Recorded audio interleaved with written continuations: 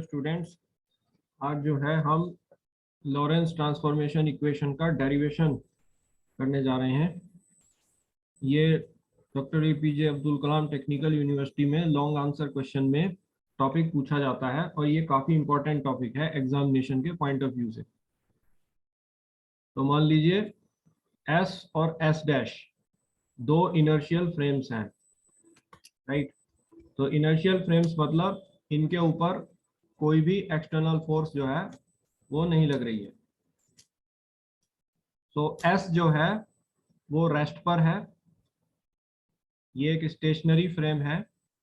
और S dash जो है वो कांस्टेंट वेलोसिटी v जो कि वेरी हाई है comparable to velocity of light से x डायरेक्शन में ट्रेवल कर रहा है। Suppose t equal to 0 second पर ये दोनों फ्रेम एक दूसरे के ऊपर कॉन्साइड कर रहे थे, राइट। ये फ्रेम एक दूसरे के ऊपर रखे हुए थे। इसके बाद हमने अपनी स्टॉप वॉच को शुरू किया। तो स्टॉप वॉच जब स्टार्ट हुई तो फ्रेम एस डैश ने कांस्टेंट वेलोसिटी v से x डायरेक्शन में मूव करना शुरू किया। और ये स्थिति जो है t सेकंड के बाद है कि फ्रेम एस डैश जो है वो स्टेशनरी फ्रेम s से vt डिस्टेंस की दूरी पर होगा। क्योंकि ये 1 सेकंड में v डिस्टेंस ट्रेवल कर रहा है, इसकी क्योंकि वेलोसिटी v है तो t सेकंड में इसने vt डिस्टेंस ट्रेवल किया होगा और ये s फ्रेम से vt डिस्टेंस की दूरी पर है। तो मान लीजिए O और O डैश दो ऑब्जर्वर्स हैं। O जो है ऑब्जर्वर स्टेशनरी फ्रेम S में है जो कि रेस्ट पर है। इस ऑब्जर्वर को हम अर्थ पर ले रहे हैं और हम स्टेशनरी फ्रेम S को अर्थ मान रहे हैं क्योंकि अर्थ जो है हमारे लिए हमेशा एक रेस्ट फ्रेम होती है। ऑब्जर्वर O डैश जो है वो फ्रेम S डैश में है जो कि कांस्टेंट वेलोसिटी v जो कि बहुत हाई है comparable to velocity of light c, right. तो इस हाई वेलोसिटी v से वो x डायरेक्शन में ट्रेवल कर रहा है। तो इस ऑब्जर्वर O डैश को हम कोई ऑब्जर्वर मान सकते हैं जो कि स्पेस में है। हम इसे एस्ट्रोनॉट भी मान सकते हैं जो कि वेरी हाई वेलोसिटी v से स्पेस में ट्रेवल कर रहा है। मान लीजिए P कोई पॉइंट है स्पेस में, तो इस पॉइंट P के जो स्पेस कोऑर्डिनेट्स होंगे वो ऑब्जर्वर O और O डैश के लिए डिफरेंट होंगे क्योंकि ऑब्जर्वर O और O डैश की अलग अलग पोजीशंस हैं। तो मान लीजिए इस पॉइंट P के स्पेस कोऑर्डिनेट जैसा ऑब्जर्वर O के लिए हैं वो हैं x, y और z। और इस पॉइंट P के कोऑर्डिनेट ऑब्जर्वर O डैश के लिए हैं x डैश, y डैश और z डैश। सपोज इस पॉइंट P पर एक इवेंट हुआ, राइट। तो इवेंट क्या हुआ है, एक लाइट सिग्नल को हमने एमिट किया है। ये लाइट सिग्नल दोनों स्टेशनरी ऑब्जर्वर O जो कि अर्थ पर है उसकी तरफ भी ट्रेवल करता है और ऑब्जर्वर O डैश जो कि कांस्टेंट वेलोसिटी v से स्पेस में मूव कर रहा है उसकी तरफ भी ट्रेवल करता है। नाउ सपोज ये ऑब्जर्वर ये लाइट सिग्नल ऑब्जर्वर O तक t सेकेंड्स में पहुंच रहा है, राइट। तो जो टाइम ये ले रहा है पॉइंट P से ऑब्जर्वर O तक पहुंचने के लिए वो t सेकेंड्स है और यही light signal observer O dash तक t डैश सेकेंड्स टाइम में पहुंच रहा है, राइट। तो t सेकेंड्स में ये light signal stationery observer O तक पहुंच रहा है और t डैश सेकेंड में ये light signal moving observer O dash तक पहुंच रहा है जो कि स्पेस में वेरी हाई वेलोसिटी v से मूव कर रहा है। नाउ क्योंकि ईथर मूविंग है तो ये light signal observer O dash को जो कि कांस्टेंट हाई वेलोसिटी v से मूव कर रहा है उसको जल्दी मिलेगा compare to stationary observer O के, राइट। तो हम ये कह सकते हैं कि जो t डैश है यानी कि जितने टाइम में ये light signal observer O dash तक पहुंच रहा है वो t से कम होगा टी वो टाइम है जितने में ये लाइट सिग्नल पी से स्टेशनरी ऑब्जर्वर ओ तक पहुंच रहा है। नाउ आइंस्टीन के सेकंड पोस्टुलेट्स के अकॉर्डिंग लॉरेंस जो है शुरू से ही आइंस्टीन के पोस्टुलेट से एग्रीमेंट रख रहे हैं, क्योंकि वो एक अब पोस्टुलेट बन चुका है जो कि माइकलसन एंड मोर्ले के रिजल्ट्स के आधार पर आया है। तो लॉरेंस आइंस्टीन पोस्टुलेट से एग्रीमेंट रखते हुए ये बात कहते हैं कि जो लाइट बीम की वेलोसिटी है वो दोनों फ्रेम्स में, स्टेशनरी फ्रेम एस में भी और स्टेशनरी फ्रेम एस डैश में भी कांस्टेंट होगी, और उस वेलोसिटी पर फ्रेम की वेलोसिटी v का कोई भी इफेक्ट नहीं आएगा। तो ये लाइट बीम जो है पॉइंट P से जब ऑब्जर्वर O तक बढ़ रही है तो इस लाइट बीम की वेलोसिटी जो ऑब्जर्वर O ने रिकॉर्ड करी है वो C रिकॉर्ड करी है, और इसी लाइट बीम की वेलोसिटी जो ऑब्जर्वर O डैश ने रिकॉर्ड की है वो भी C रिकॉर्ड की है। तो इस तरह से लाइट बीम की वेलोसिटी दोनों ऑब्जर्वर O और O डैश ने C रिकॉर्ड की है। नाउ मान लीजिए ये लाइट सिग्नल ऑब्जर्वर O जो कि अर्थ पर है, स्टेशनरी है, इस तक x डैश डिस्टेंस ट्रेवल करता है, x डिस्टेंस ट्रेवल करता है, राइट। तो ये x जो है हो जाएगा distance is equal to speed into time, so x is equal to ct, right. और यही लाइट सिग्नल पॉइंट P से ऑब्जर्वर O डैश तक x डैश डिस्टेंस को ट्रेवल करता है, तो ये डिस्टेंस हो जाएगा again speed into time, so x dash will be equal to ct dash, right. तो ये हमारी दो इक्वेशंस आई हैं। नाउ जो टाइम ये light signal observer O dash तक पहुंचने के लिए ले रही है वो कम है कंपेयर टू द टाइम जो light signal stationery observer O तक पहुंचने के लिए ले रही है। हम t डैश को t से कम लिए हैं, राइट। तो इन इक्वेशन से, क्योंकि वेलोसिटी लाइट बीम की कांस्टेंट है दोनों O और O डैश के लिए, हम इस कंक्लूजन पर आते हैं कि x डैश जो है वो x से कम होगा, राइट। यानी कि लाइट जो है वो ऑब्जर्वर O डैश तक पहुंचने के लिए कम डिस्टेंस ट्रेवल करेगी compare to observer stationary observer O। Now ये जो ऑब्जर्वर O डैश है जो कि स्पेस में कांस्टेंट हाई वेलोसिटी v से, जो कि वेरी हाई है comparable to velocity of light, उससे स्पेस में ट्रेवल कर रहा है, इस ऑब्जर्वर O डैश के लिए ये जो लाइट सिग्नल आ रहा है वो जो डिस्टेंस ट्रेवल कर रहा है वो x डैश ट्रेवल ना कर इसको कुछ कॉन्ट्रैक्टेड महसूस होगा ईथर के मोशन के कारण, राइट। तो जो एक्चुअल में लाइट डिस्टेंस पॉइंट P से ऑब्जर्वर O डैश तक ट्रेवल कर रहा है वो x डैश ट्रेवल ना कर x डैश से कुछ कम करेगा, and let me take this as x dash upon gamma, right. तो गामा जो है ये कोई नंबर है जो कि 1 से ग्रेटर है, राइट। इस नंबर का रेसिप्रोकल कॉन्ट्रैक्शन फैक्टर होता है।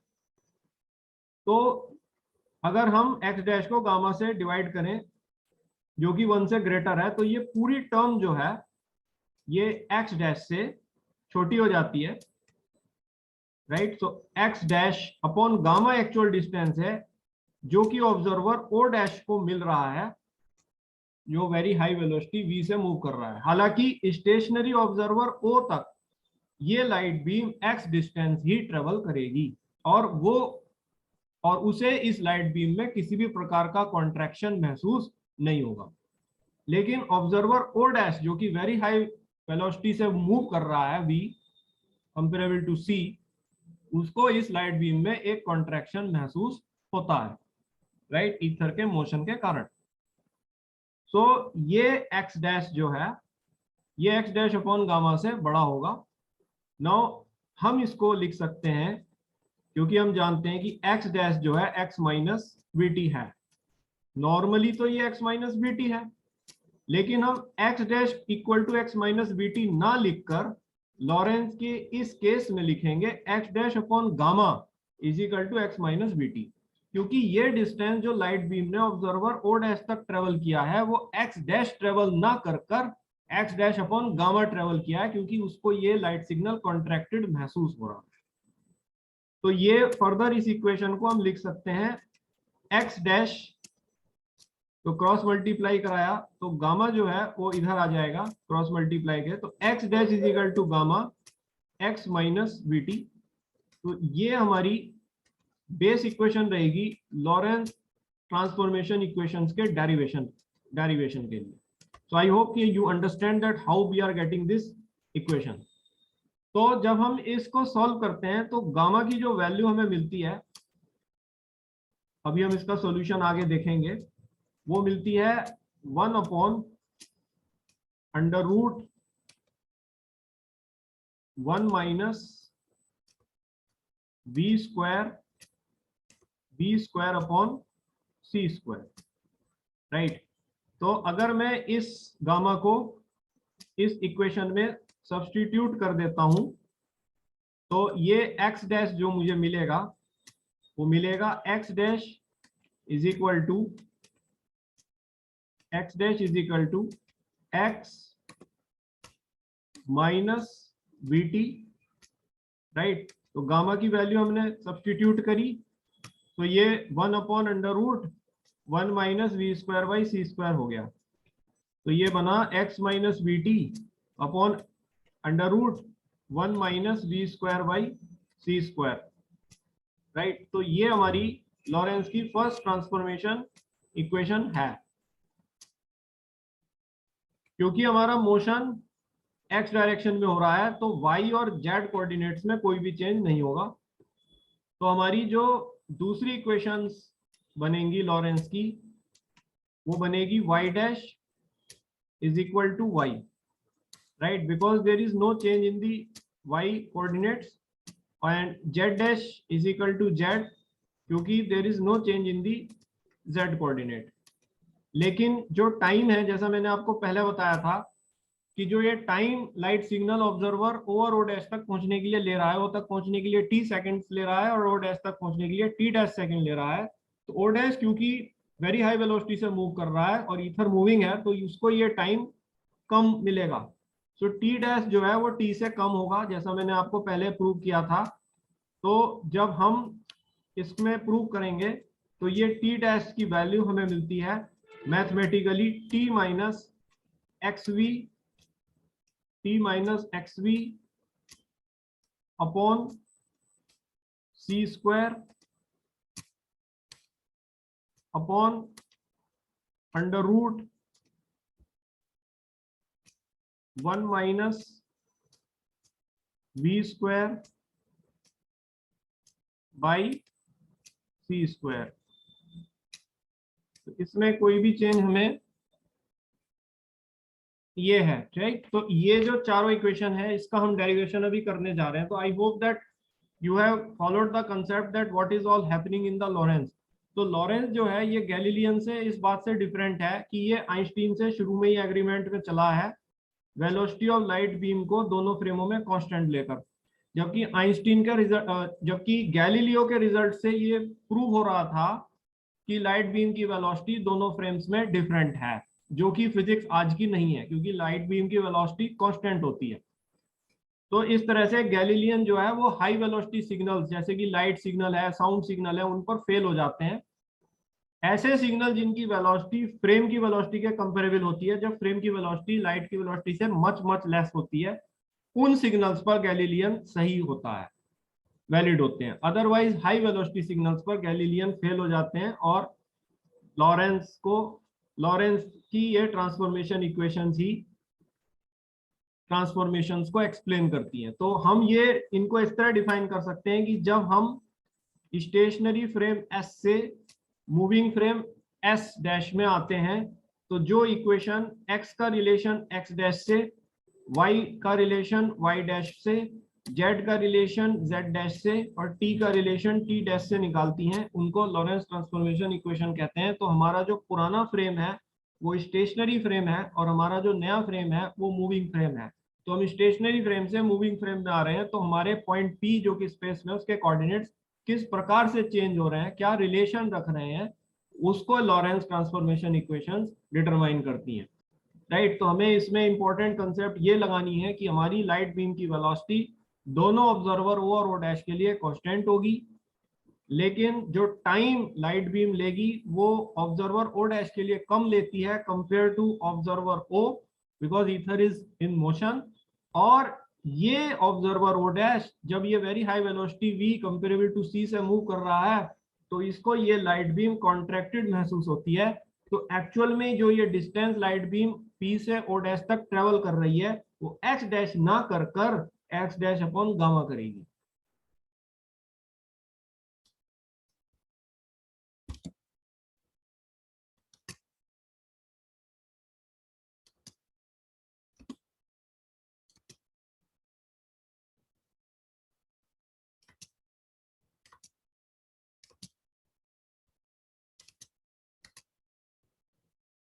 So now we can do this derivation. When one goes from stationary frame S to moving frame S dash, which is moving with very high velocity v comparable to c, comparable to velocity of light, the set of transformation equations which relates space and time coordinates in both the frames is called as Lorentz transformation equations. Right? तो ये हमारी शुरू में इसकी definition होगी कि जब हम स्टेशनरी फ्रेम एस से मूविंग फ्रेम एस डैश में जाते हैं तो जो समीकरणें स्पेस टाइम कोऑर्डिनेट्स में रिलेशनशिप्स को एस्टेब्लिश करती हैं उसको लॉरेंस ट्रांसफॉर्मेशन इक्वेशन कहते हैं। और ये आइंस्टीन से इस वजह से भी डिफरेंट है कि यहाँ पर जो फ्रेम की वेलोसिटी हमने ली है वो वेरी हाई ली है कंपेरेबल टू सी, क्योंकि लॉरेंस के टाइम तक स्पेस साइंस डेवलप थी, जबकि गैलीलियो में हमने इस v को मच लेस देन c लिया था, क्योंकि गैलीलियो का जो प्रयोग था वो 16th सेंचुरी में किया गया था और उस टाइम तक स्पेस साइंस डेवलप नहीं थी। So let frame S dash is moving in x direction with velocity v relative to stationary frame S. Let O and O dash are two observers in frame S and S dash respectively. Right? तो ये मैं आपको already बता चुका हूँ। हमारे दो frames हैं, S जो है वो रेस्ट पर है और S डैश जो है वो कांस्टेंट वेलोसिटी v से x डायरेक्शन में मूव कर रहा है। O और O डैश दो ऑब्जर्वर्स हैं। O ऑब्जर्वर जो है वो स्टेशनरी फ्रेम S में है और O डैश ऑब्जर्वर जो है वो मूविंग फ्रेम V में है। तो ऑब्जर्वर O को हमने अर्थ पर लिया है टेकिंग S एज अर्थ, और ऑब्जर्वर O डैश को हमने स्पेस में लिया है। Right? So let P is any point in space with coordinates x, y, z for O and x dash, y dash, z dash for O dash. So let a light signal is emitted at point P which reaches observer O dash and observer O in time t dash and t respectively. Right?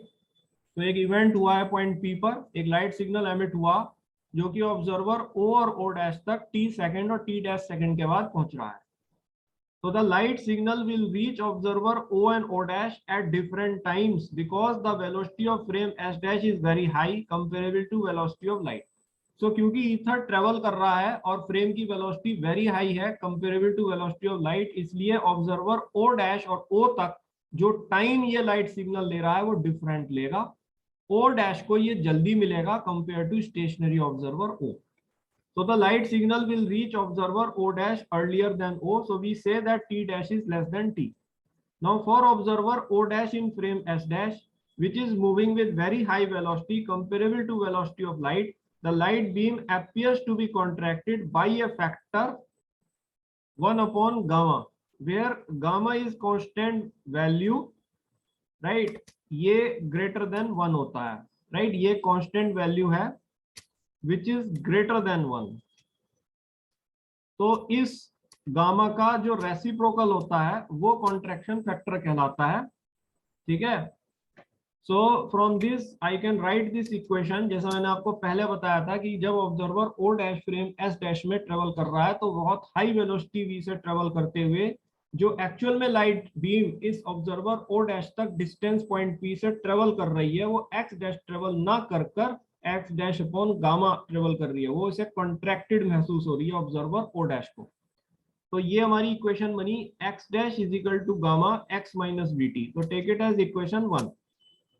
Now मैं गया हूं stationary frame S से moving frame S dash में, right? तो अगर मैं moving frame S dash से stationary frame S में आता हूं, क्लियर। तो फ्रेम एस तो मूव कर नहीं रहा है, फ्रेम एस तो स्टेशनरी है, बट फ्रेम एस डैश जो है वो मूव कर रहा है। तो मैं मूविंग से अगर स्टेशनरी में आ रहा हूं तो मुझे एस डैश को स्टेशनरी करना पड़ेगा, मानना पड़ेगा। हालांकि वो है नहीं, लेकिन मान लेंगे कि एस डैश स्टेशनरी है।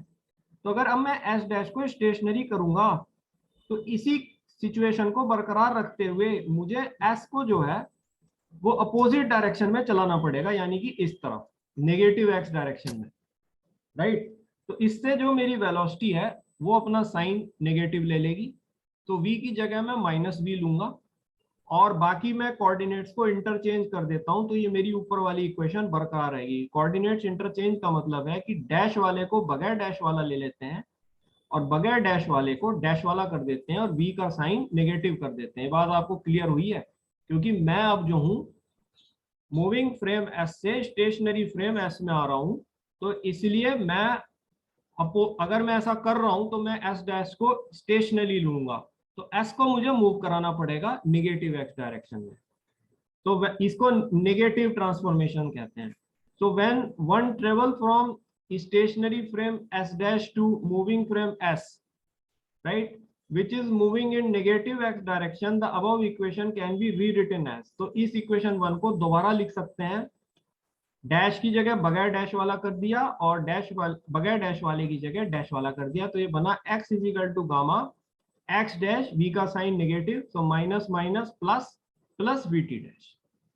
So this is about inverse transformation when we are moving from s dash to stationary frame s. Now, according to Einstein postulate of constancy of speed of light, the velocity of light beam is constant in both inertial frames. Right? तो हमारी light beam दोनों inertial frame में constant होगी. The light signal will reach observer O on traveling a distance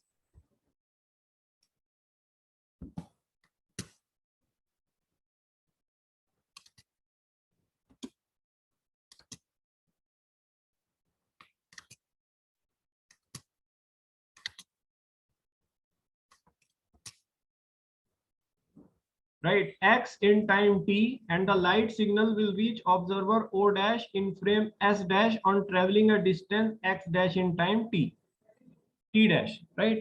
तो Einstein से, क्योंकि light beam की velocity दोनों फ्रेमों में कांस्टेंट है, तो हमारी थर्ड इक्वेशन बनी x is equal to C T, distance is equal to speed into time. तो ये स्टेशनरी ऑब्जर्वर O के लिए बनी है। और चौथी इक्वेशन बनी x dash equal to C T dash, ये ऑब्जर्वर O डैश के लिए बनी है। Now substituting the value of x and x dash from equation 3 and 4 in equation 1 and 2 we get। तो जो x की वैल्यू है और x डैश की ये जो वैल्यू है, इसको हम इक्वेशन 1 एंड 2 जो हमारी अभी ऊपर आई है उसमें सब्स्टिट्यूट करते हैं। तो x की जगह, x डैश की जगह हमने रखा सी टी डैश, तो ये बना C T dash is equal to gamma, x की जगह रखा C T minus B T, right. ये हमारी इक्वेशन 1 थी। इक्वेशन सेकंड में x की जगह हमने रखा C T gamma, x dash की जगह रखा C T dash plus B T dash. तो हमारी दो इक्वेशन आ गई 5 एंड 6। नाउ हम इस गामा की वैल्यू को निकालना चाहते हैं कि ये है कितना। ये आपको पता है ये रेसिप्रोकल ऑफ कंट्रैक्शन फैक्टर है।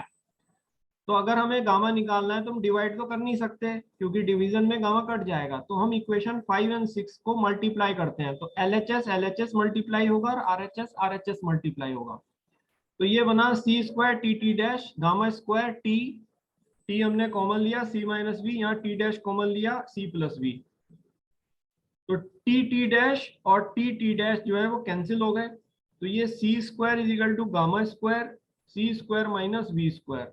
तो गामा स्क्वायर हुआ सी स्क्वायर अपॉन सी स्क्वायर माइनस बी स्क्वायर। तो gamma square is equal to C square common लीजिए 1 minus B square by C square से सी स्क्वायर कैंसिल। तो gamma is equal to 1 upon under root 1 minus B square by C square.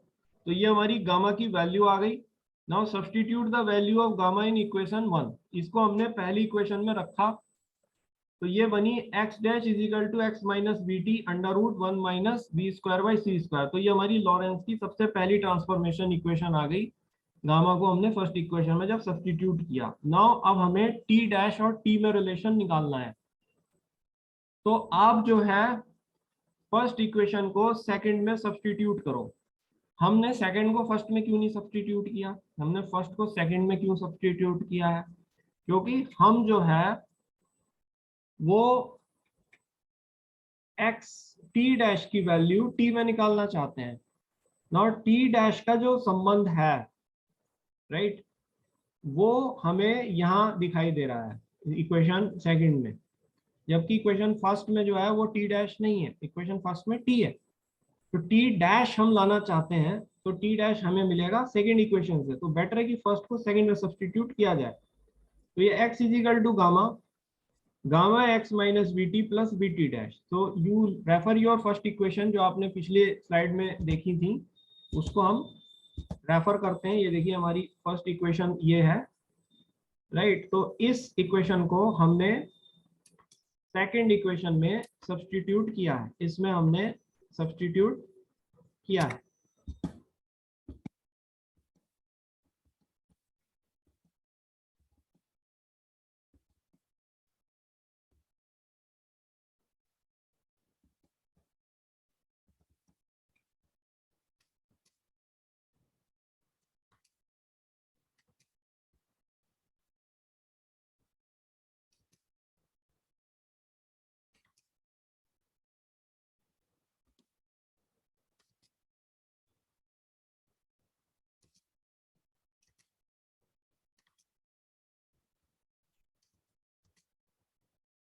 Right, तो ये हमारा बना x upon gamma is equal to gamma x minus B T plus B T dash. तो gamma square कितना हो गया? 1 minus B square by C square. तो ये हुआ 1 minus B square by C square minus 1, 1 से 1 cancel, plus gamma T. So gamma तो common ले लीजिए, दोनों में आ रहा है T minus X B by C square. तो हमने T dash equal to T minus X B upon C square under root 1 minus B square by C square. तो इस तरह से तो 4 लॉरेंट ट्रांसफॉर्मेशन इक्वेशंस हमारी बनी है। X dash is equal to x minus B T under root 1 minus B square by C square, Y dash is equal to Y, Z dash is equal to Z, T dash equal to T minus X B upon C square under root 1 minus B square by C square.